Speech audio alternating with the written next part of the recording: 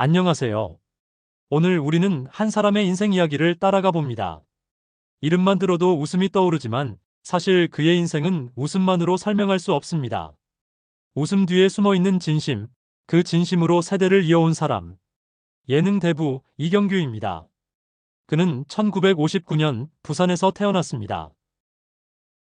어린 시절은 가난했지만 밝고 명랑한 아이였습니다. 웃음을 좋아했고 친구들을 웃기는 재주가 있었습니다. 그 웃음은 단지 장난이 아니라 자신을 보호하는 방식이기도 했습니다. 중학교 때 서울로 전학을 오면서 그는 낯선 환경 속에서 다시 자신을 웃음으로 증명해야 했습니다. 먼저 웃으면 세상도 나를 받아준다. 그는 그렇게 세상을 배웠습니다. 서울예술대학 영화과에 진학하며 영화 감독의 꿈을 꿨지만 현실의 벽은 높았습니다. 그는 카메라 뒤가 아니라 카메라 앞에 서기로 결심합니다. 1981년 MBC 개그 콘테스트. 그의 방송 인생은 그렇게 시작됩니다. 그는 몰래카메라, 양심 냉장고, 이경규가 간다, 남자의 자격 등 수많은 예능 프로그램을 통해 당대 최고 개그맨으로 자리매김합니다. 하지만 그의 진짜 힘은 한 번도 자리를 비운 적 없다는 겁니다. 수많은 후배가 등장하고 유행이 바뀌고 형식이 변해도 그는 언제나 같은 자리에서 시청자들과 함께했습니다. 그는 말합니다. 나는 특별한 재능이 있는 사람이 아닙니다. 그냥 오래 버틴 사람입니다. 실패도 있었고 부진도 있었지만 그는 포기하지 않았습니다. 중요한 건 유행을 따라가지 않는 것, 자기만의 리듬으로 꾸준히 가는 것이었습니다.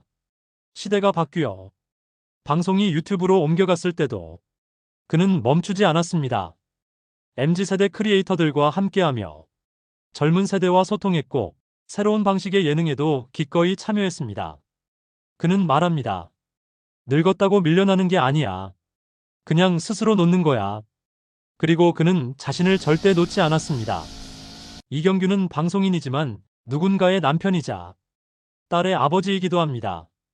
그의 딸 이예림은 지금 배우로 활동하고 있죠. 그는 딸의 선택을 막지 않았습니다. 응원하되 개입하지 않고 언제나 묵묵히 뒤에서 지켜봤습니다. 자식은 말로 키우는 게 아니라 지지로 키우는 거다. 그는 말보다 행동으로 사랑을 표현하는 사람입니다. 최근 그는 자신의 삶을 담은 에세이, 삶이라는 완벽한 농담을 출간했습니다. 이 책에는 웃기지만 가볍지 않았던 인생의 진심이 담겨 있습니다. 그는 말합니다. 웃음은 고통을 감싸는 포장지다. 웃기지 못하면 감동이라도 주자. 감동도 안 되면 그냥 솔직해지자. 그에게 웃음은 단순한 재주가 아닙니다. 사람의 마음을 어루만지는 방식이었습니다. 그는 웃음이라는 감정을 가볍게 소비하지 않았습니다. 그래서 그의 개그는 오래 기억됩니다. 진심이 있었기 때문입니다. 그의 삶에서 우리는 조용하지만 강한 메시지를 발견합니다.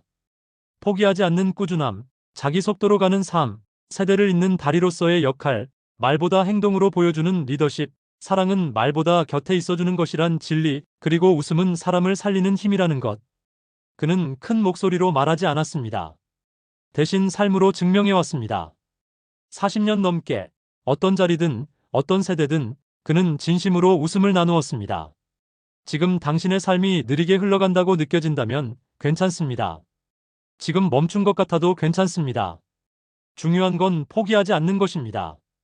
이경규도 그렇게 살아왔습니다. 그는 말합니다. 내 인생도 결국엔 완벽한 농담이 되었다. 여러분의 인생도 언젠가 그렇게 웃으며 돌아볼 수 있기를 바랍니다. 이경규의 첫 번째 책, 삶이라는 완벽한 농담에 담긴 이야기를 전해보려 합니다. 이 책은 단순한 연예인의 회고록이 아닙니다. 웃음 뒤에 숨겨졌던 그의 속마음, 살아온 방식, 그리고 우리가 미처 몰랐던 삶의 철학이 담겨 있는 한 권입니다. 이경규는 자신의 인생을 완벽한 농담이라고 표현합니다. 그 말 속엔 한 사람의 겸손, 그리고 깊은 통찰이 숨어 있습니다. 웃기려고 애썼던 날들, 실패했던 방송, 외면당했던 순간들까지 그는 모두 농담처럼 가볍게 말하지만 그 안엔 절실함이 있었고 책임이 있었습니다. 책은 총 5개의 장으로 나뉘어 이경규의 인생 구간을 돌아봅니다. 그는 처음부터 사람을 웃기고 싶었던 것이 아니라 살아남기 위해 웃음을 선택했다고 고백합니다. 어린 시절 가난했던 환경에서 그리고 꿈꾸던 영화 감독의 길이 막혔을 때 그는 무대 위에 섰고 거기서 자신만의 방식으로 사람들의 마음을 얻기 시작했습니다. 책 속에서 이경규는 웃음은 고통을 감싸는 포장지다라고 말합니다. 웃긴다는 것이 단순한 장난이나 유희가 아니라 자신과 타인의 아픔을 덜어주는 행위라는 것을 그는 누구보다 잘 알고 있었던 겁니다. 그는 박수칠 때 떠나라는 말에 의문을 던집니다. 왜 떠나야 하냐고. 그 말 대신 그는 박수받는 자리에 오래 남기 위해 더 노력하고 더 연구하고 더 버텼습니다. 오히려 떠나지 않고 자리를 지킨 사람의 무게와 책임이 어떤 것인지를 이 책은 조용히 보여줍니다. 그는 실패한 프로그램을 덜 웃긴 날이라 표현하며 실패를 낙인처럼 여기지 않습니다.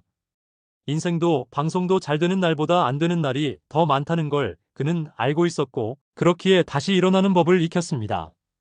또한 이 책에서 특별히 인상 깊은 부분은 가족, 특히 딸 이예림과의 관계에 대한 솔직한 고백입니다. 그는 자식을 말로 키우는 것이 아니라 지지로 키우는 것이라고 말합니다. 연예계로 들어선 딸에게 조언을 넘지 않고 멀리서 지켜보는 아버지의 모습이 잔잔하게 그려집니다. 그는 딸과의 관계를 미완성 방정식이라 표현하며 부모의 역할이 완성형이 될 수 없음을 고백합니다. 그리고 마지막 장에서는 삶에 대해 이렇게 정리합니다. 굵고 길게 살고 싶었다. 살아남는 자가 이긴다. 진짜 승리는 속도가 아니라 버티는 힘에서 나온다. 이 말은 지금을 살아가는 우리 모두에게 깊은 울림을 줍니다. 그는 특별한 재능이 아니라 매일 자리를 지키는 성실함이 성공을 만든다고 말합니다. 유행을 따르기보다 자신만의 속도로 걷는 것, 낯선 것이 등장했을 때 외면하지 않고 익히려는 자세, 남보다 느려도 포기하지 않는 마음. 그것이 이경규가 우리에게 보여준 삶의 방식입니다. 삶이라는 완벽한 농담은 방송인의 책이지만 우리 모두의 인생에도 적용할 수 있는 책입니다.